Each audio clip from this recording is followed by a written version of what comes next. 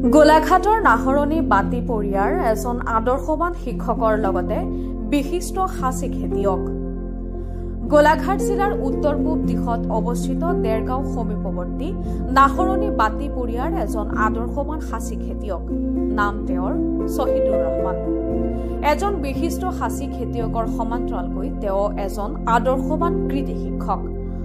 সমাজ এখনৰ শিক্ষকতাৰ দৰে পবিত্ৰ বৃত্তিত জড়িত হোৱাৰ লগতে ছাত্ৰ ছাত্ৰীৰ মাজত বিলাই গৈছে তেওঁ পঢ়া শুনাৰ লগতে খেতিৰ জৰিয়তে যে নিজৰ স্বাৱলম্বিতাৰ পথ প্ৰশস্ত কৰিব পাৰি। সৰুৰে পৰা মেধা সম্পন্ন ব্যক্তিজনে উপযুক্ত শিক্ষা দীক্ষাৰে শিক্ষিত হৈ সুস্থ সবল নিকা সমাজৰ মনোভাৱ লৈ সমাজৰ হিতৰ বাবে কৰি গৈছে বিভিন্ন কৰ্ম। শ্বহীদুৰ ৰহমান শিক্ষকতাৰ দৰে পবিত্ৰ বৃত্তিত জড়িত হোৱাৰ উপৰিও কৃষকৰ লগতে এজন প্ৰকৃতি প্ৰেমী আৰু বিশিষ্ট সমাজকৰ্মী। তেওঁৰ নিজা ৪৫ বিঘা ভূমিত ১২ বছৰ ধৰি ৰোপণ কৰি গৈছে সাঁচি পুলি। সাঁচিৰ সমান্তৰালকৈ লগতে চন্দন, তামোল, জালুক আদি ৰোপণ কৰি গৈছে। তেওঁৰ ৪৫ বিঘা ভূমিত প্ৰায় ৩ লক্ষাধিক পুলি ৰোপণ কৰি এজন সফল সাঁচি খেতিয়কৰ দৰে সন্মান লাভ কৰিবলৈ সক্ষম হৈছে।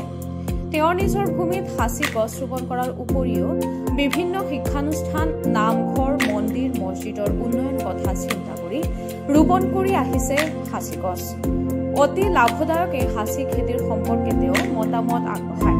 বৰ্তমান সময়ত মাটিৰ গুণাগুণ অনুসৰি থলুৱাৰ লগতে বৈজ্ঞানিক ভিত্তিতো এই খেতি যে সম্ভৱ তাৰ বিষয়েও তেওঁ মত আগবঢ়াইছে। তেওঁ সম্পূৰ্ণ থলুৱাভাৱে এই কৃষি কৰাৰ লগতে বৈজ্ঞানিক পদ্ধতিৰে কৃষি কৰি গৈছে। সফল কৃষক হিচাপে ৰহমানে অসম চৰকাৰৰ কৃষি বিভাগৰ লগতে বিভিন্ন অনুষ্ঠান প্ৰতিষ্ঠানৰ পৰা বিভিন্ন সন্মানীয় বঁটাৰে বিভূষিত হৈছে। বৰ্তমানৰ বিশ্বায়নৰ যুগত নৱপ্ৰজন্মক কৃষিৰ প্ৰতি আকৃষ্ট কৰিবলৈ তেওঁ নিজেই এজন আদৰ্শৱান কৃষক ৰূপে পৰিগণিত হৈছে। গোলাঘাটৰ পৰা পৰাণ ডেকাৰ প্ৰতিবেদন, লোকালি ৩।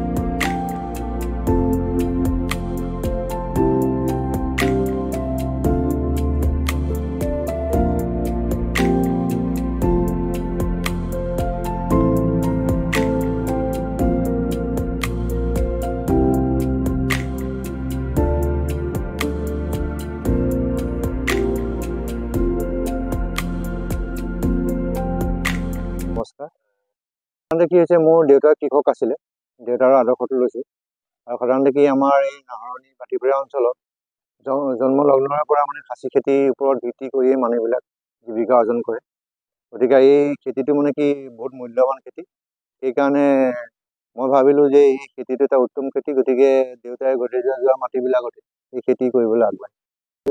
7.5 হেক্টৰ মানত আছে, 3 লাখতকৈ অধিক। আজি 12 বছৰ ধৰি মই কাম কৰি আছোঁ। কি হৈছে, বহুত মানুহে খাচী লগাই পেলাই একো প্ৰতিভা নকৰে। সাধাৰণতে খেতি কথা নহয়। আমি ধৰি লওক হাঁহ পোৱালি যদি 5টা পুহোঁ, সেই 5টা খাদ্য দিব লাগিব, 20টা পুহিলে 20টা সমান খাদ্য দিব লাগিব। গতিকে এই ঠিক খাচী গছবিলাক তেনেকুৱা, এটা খাদ্যটো খুব বেছি। খাচী গছৰ খাদ্য বহুত বেছি লাগে। সেইকাৰণে 3 মাহৰ মূৰে মূৰে হয় আপুনি ভাৰ্মি কম্পোষ্ট দিয়ক বা গোবৰ দিয়ক।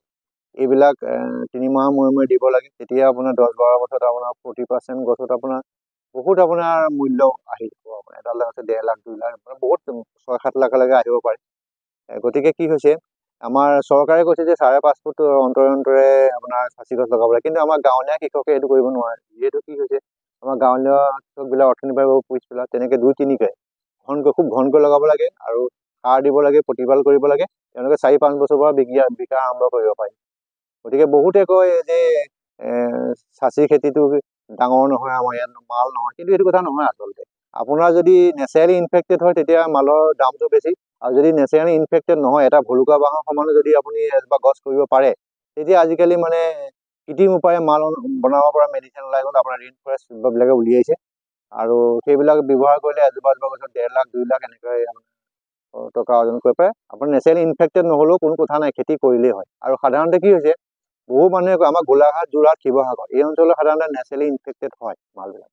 আৰু যদি নেচাৰেলি ইনফেক্টেড নহয়ও, তেতিয়াও কোনো চিন্তা কৰিব নালাগে, গছ লগালেই হ'ল। গছ লগালে কি হ'ব, আপোনাৰ নেচাৰেলি ইনফেক্টেড নহ'লে মই ক'লোঁ বিজ্ঞান পদ্ধতিৰে আজিকালি তাত মেডিচিন সোমাই আপোনাৰ কি কৰিব পাৰি, আপোনাৰ এই অগৰু গঠন কৰিব পাৰি, মাল বনাব পাৰি। আৰু এটা কথা হৈছে কি, তাৰমানে বহুতে মানুহে কি কৰে আপোনাৰ এই আপোনাৰ আমাৰ উজনি অসমত বাৰু আছে, নামনি অসমে বা ডিব্ৰুগড় ফালে আৰু মানুহে গছবিলাক কাটি পেলাই দিয়ে, কিন্তু কাটি পেলাব নালাগে। সেইখিনি আজিকালি চিষ্টেমেটিক ওলাই গ'ল। আপোনালোকে ৰেইন ফৰেষ্টৰ লগত যোগাযোগ কৰিলে তেওঁলোকৰ মেডিচিন কিনি তাত যদি আপোনাৰ ব্যৱহাৰ কৰা মেডিচিনটো, তেতিয়া বহুত টকা পাব। আৰু সাধাৰণতে কি হয়, এই খাচী খেতিটো সকলো ঠাইতে হ'ব, নোহোৱা নাই। অগৰু নহ'ব পাৰে, মালটো নহ'ব পাৰে, সকলো ঠাইতে খাচী খেতি হ'ব। আৰু যদি এজন মানুহে একঠা মাটিটো যদি আপোনাৰ খাচী খেতি কৰে, সেই মানুহজনে 2 বছৰ পিছৰ পৰা কলৈকো যাব নালাগে। তেওঁ 2 বছৰ ভিতৰত গুটি লাগে, এই গুটি যদি নাৰ্চাৰী এখন কৰি লয়, তেওঁ আজীৱন আপোনাৰ 10 বছৰ 12 বছৰ বা 15 বছৰ মেচিয়ৰ্ড নোহোৱালৈকে তেওঁ এই নাৰ্চাৰী কৰি পেলাই তেওঁ জীৱন নিৰ্বাহ কৰিব পাৰে। ইয়াতকৈ আৰু মানে উন্নত ভাল খেতি আৰু অসমত নাই, লাগিলে ভাৰতবৰ্ষতে নাই। তাৰপিছত কিছুমান মৰে আপোনাৰ পানী জমা হ'লে, 10 দিন 15 দিন পানী জমা হয়, তেনেকুৱা ঠাইত খাচী গছ মৰিব। আৰু এটা কি, সৰিয়হ যিবিলাকে খেতি কৰিছে, সেই পাতবিলাক শুকাই যায়। সেইটো কিন্তু বৰ মাৰাত্মক বেমাৰ। শুকাই যোৱা পাতটো কি কৰিব লাগে, যদি ডাঙৰ গছৰ ডাৰিকি দি মৰিয়াই পেলাই পাতটো খুৱাই দিব লাগে। আৰু যদি সৰু পুলি হয়, তেতিয়া হাতেৰে জোকাৰি পেলাই আপোনাৰ পাতটো খুৱাই দিব, তেতিয়া পুলিটো বাচি যায়। কিন্তু নহ'লে সেইটো আপোনাৰ বচাৰ কোনো উপায়। মাটি গুণাগুণ মানে কি হৈছে, মাটিটো আপোনাৰ যিকোনো মাটিতে হ'ব, খালি এটা মাটিত নহয়। আপোনাৰ যদি আপোনাৰ মাটিটো দ মাটি হয়, পানী ৰয়, বৰষুণ দিয়াৰ পিছত যদি 6 দিন 7 দিন পানী ৰৈ থাকে, 3-4 দিন পানী ৰৈ থাকে, তেনেকুৱা মাটিত কিন্তু খাচী গছ নহয়, মৰি যায়। তেনেকুৱা মানে ওখ মাটি লাগে অলপ। এতিয়া মই আপোনাক দেখাইছোঁ যে পথাৰ মই এফুট উঠাই পেলাই মই পুলি লগাইছোঁ, কি ধুনীয়া হৈছে পথাৰখন, ভাল হয়। পথাৰৰ মাটি যদি আপুনি এফুটমান পানী জমা হোৱাতকৈ এফুটমান বা 1.5 ফুটমান ওখকৈ আপুনি ফিল আপ কৰি পেলাই যদি খাচী গছ লগায়, তাৰ নিচিনা প্ৰডাকশ্যনো হ'বই নোৱাৰে। খুব ধুনীয়া প্ৰডাকশ্যন, সোনকালে ডাঙৰ হয়, সৰু হয়। আৰু খাচী গছ ঘনকৈ লগাব লাগে, ঘনকৈ লগালে খাচী গছৰ এই পোকটোৱে আপোনাৰ গছত মানে সোমাব পাৰে। আমাৰ দুখীয়া মানুহবিলাকে, গাঁৱৰ দুখীয়া মানুহবিলাকে 5 বছৰ 4 বছৰ পৰা বিক্ৰী কৰে, 3,000 4,000 5,000। আপোনাৰ 10 পৰা 15 বছৰ পিছত পুৰা পইণ্ট হৈ যায়। আৰু যদি অধিকাংশ থাকে, সেইটো আপোনাৰ তেতিয়াও বেয়া নহয়, ভালেই হ'ব। তাত আপোনাৰ মালবিলাক খুব ভাল হ'ব। ৰঙৰ কথা, ইয়াত মানে কি হৈছে, ক'লা ৰংটো যিটো ক'লা ৰং, সেইটো মালটো মানে হাইৱেজত বিক্ৰী হয়, মুগাটো আপোনাৰ কমত বিক্ৰী হয়। সেইটো আছে হাইৱেজত।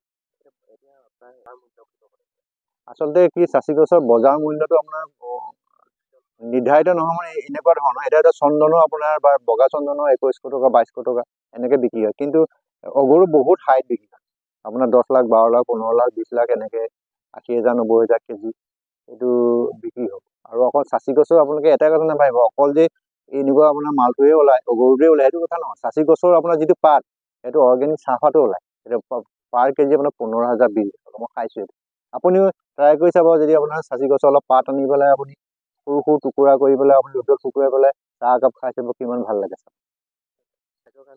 কৰিছোঁ মই আপোনাৰ এই খাচী গছ প্ৰায় 40-50 হাজাৰ অলৰেডি মই বিভিন্ন ধৰণৰ শিক্ষা অনুষ্ঠান বা ব্যক্তিগতভাৱে মানুহক দিছোঁ।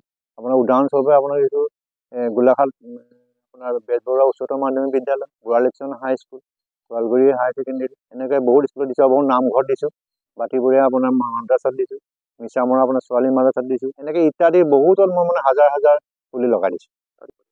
মই আমাৰ অসমৰ পৰা পাইছোঁ, মই মানে কৈছোঁ আপোনাক সংক্ষিপ্তে, মই কৰ্মপান বঁটা পাইছোঁ, পৰিৱেশ বঁটা পাইছোঁ, কৃষি ৰত্ন বঁটা পাইছোঁ, কৃষক বন্ধু পাইছোঁ, তাৰপিছত আপোনাৰ সেউজ মিত্ৰ বঁটা পাইছোঁ, এই ইত্যাদি বহুত ধৰণৰ মই বঁটা পাইছোঁ।